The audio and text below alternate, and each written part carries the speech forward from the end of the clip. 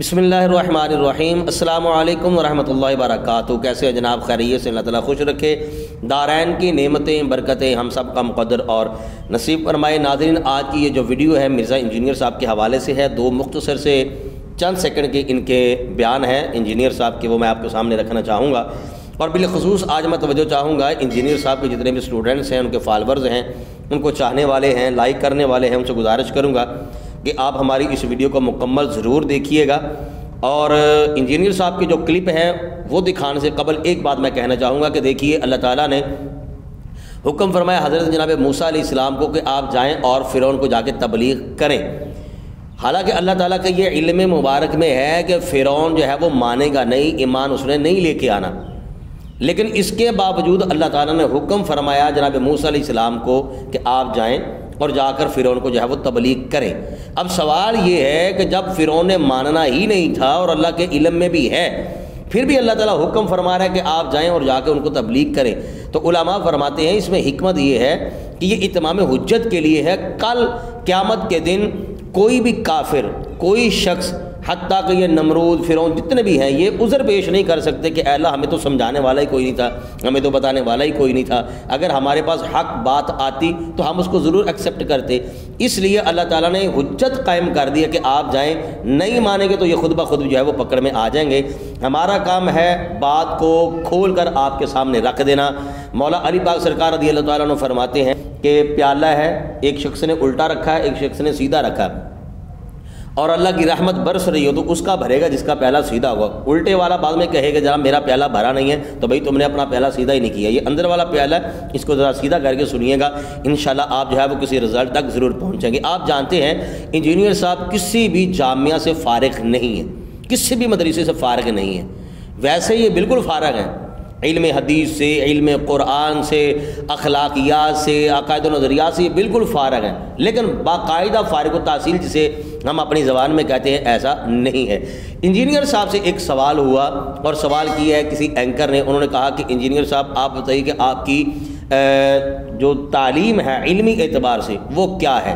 Engineer साहब ने क्या जवाब दिया कि इन्होंने कहाँ से तालीम हासिल की है, कहाँ से इल्म हासिल किया, वो ज़रा आप जवाब सुन लें, फिर इस पर जो है वो हम इंशाअल्लाह ताला बात करते हैं। साहब से मेरी 2 घंटे की मुलाकात में मैंने उनसे उतना कुछ समेटा जो शायद 2 साल में लोग ना समेट सकते हो। साहब से मेरी 2 घंटे की मुलाकात में मैंने उनसे उतना कुछ समेटा जो शायद 2 साल में लोग ना समेट सकते हो। ले जनाब, इंजीनियर साहब का कहना यह है कि मैंने 2 घंटे की क्लास ली है डॉक्टर इसरार साहब से। डॉक्टर इसरार साहब से मैंने 2 घंटे में वो कुछ सीख लिया जो आम बंदे 2 सालों में नहीं सीख सकते। अब सवाल ये है कि इंजीनियर साहब ने डॉक्टर इसरार साहब से क्या सीखा, ये सवाल अब खड़ा हो गया। क्या उन्होंने इल्म हदीस सीखा या इल्म कुरान सीखा, कुरान का इल्म सीखा या हदीस का इल्म सीखा? अगर इंजीनियर साहब कहते हैं कि मैंने डॉक्टर इसरार साहब से हदीस का इल्म सीखा, तो अब इंजीनियर साहब का एक और आप बयान सुन लीजिए कि जो इसरार साहब के बारे में कहते हैं कि इसरार साहब तो वैसे अनपढ़ थे इल्म हदीस के लिहाज से। ये आप सुन लीजिए, फिर इस पर हम बात करते हैं। डॉक्टर इसरार साहब रहिमहुल्लाह ताला खुद अपने बारे में कहते थे कि मैं इख्तिलाफी मौज़ूआत के अंदर उम्मी हूँ, मैं हदीस के नॉलेज के एतबार से उम्मी हूँ, मैंने अपनी सारी ज़िंदगी कुरान के ऊपर लगाई है। तो ज़ाहिर है जिस तंजीम के बानी का अपने बारे में दावा है कि मैं इस तरह की फील्ड्स में उम्मी हूँ, तो उस तंजीम के जो अरकान हैं उनका अपना लेवल क्या होगा वो आप खुद समझ सकते हैं।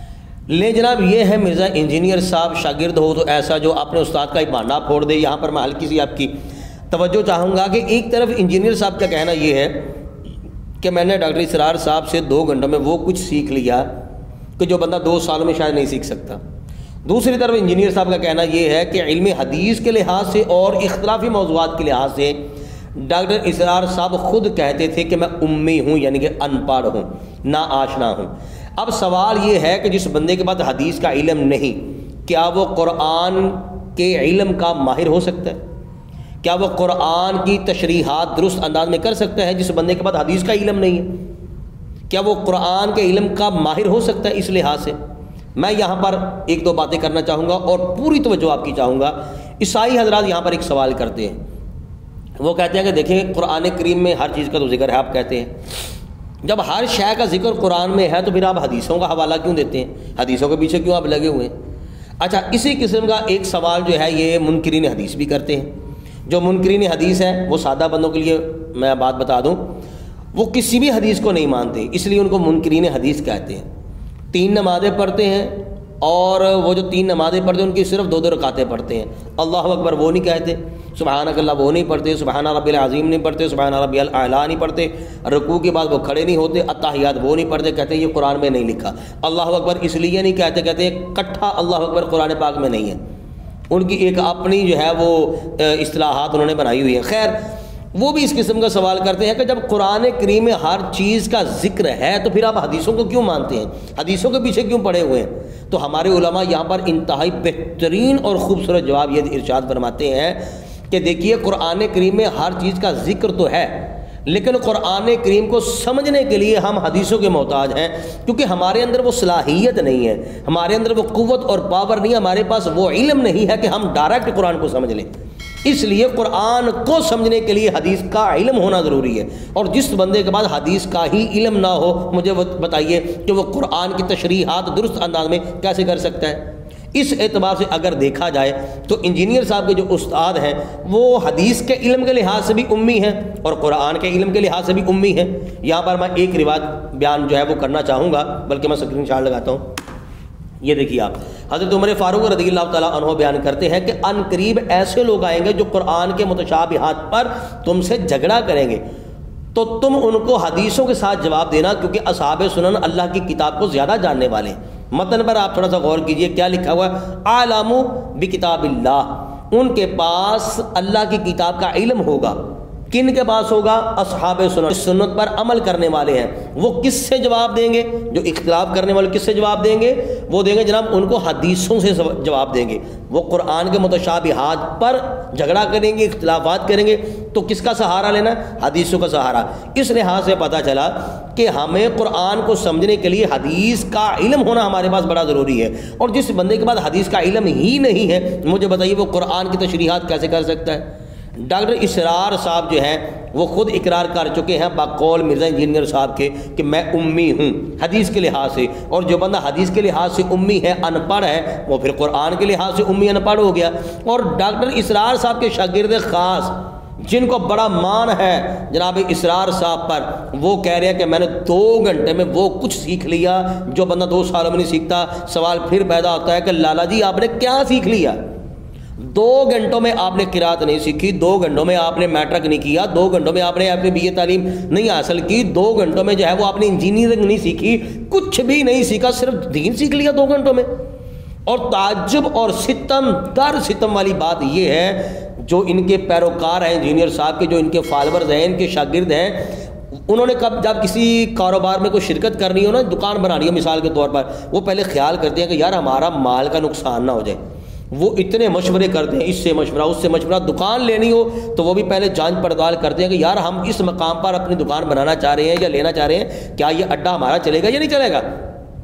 ایک دکان بنانی ہو، مال کا مسئلہ ہو، پیسے کا مسئلہ ہو، آپ اتنی احتیاط کرتے ہیں. اور یار جب دین کی بات آ جائے اور جب ایمان کی بات آ جائے تو تم لوگ اتنے بھولے بادشاہ بن جاتے ہو کہ ایک بندہ جو خود باتوں میں اتنا جھگڑا ہوا ہے، ان کے تضاد اس کی باتوں میں اتنے ہیں، وہ کسی مدرسے سے فارغ ہی نہیں ہے، آپ اندھی تقلید اس کے پیچھے جو ہے وہ لگ کے کر رہے ہو.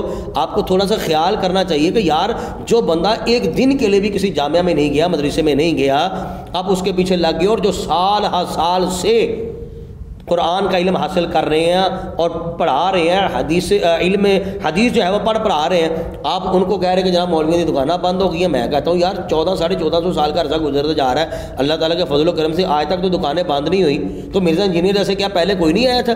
کیا یہ اسلام کا دشمن صرف مرزا انجینئر ہی ہے اور کوئی نہیں ہے؟ کتنے غیر مسلم ہیں جو اسلام کا دشمن ہے. تاریخ ہے ہمارے کتنے جو علماء ہیں، مشائخ شہید کر دیے گئے، ظلم و ستم کی انتہا ہو گئی. دین تو پھر بھی اللہ کا فضل ہے، ڈنکا بج رہا ہے دین کا، اور قیامت کی صبح تک یہ دین کا ڈنکا بجتا رہے گا. تو بھائی کیسے دکانیں بند ہو گئی؟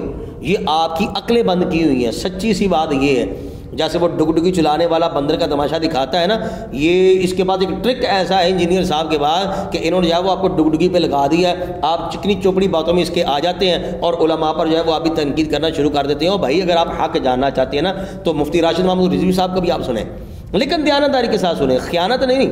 کسی کی سیڑ مار کے نہیں آپ کو حق کا پتہ چلے گا۔ اللہ تعالیٰ کے فضل و کرم سے ہماری دعا ہے کہ اللہ تعالیٰ ہمیں حق سمجھنے کی توفیق نصیب فرمائے، حق پر رکھے اور حق پر ہی ہمارا خاتمہ ہو۔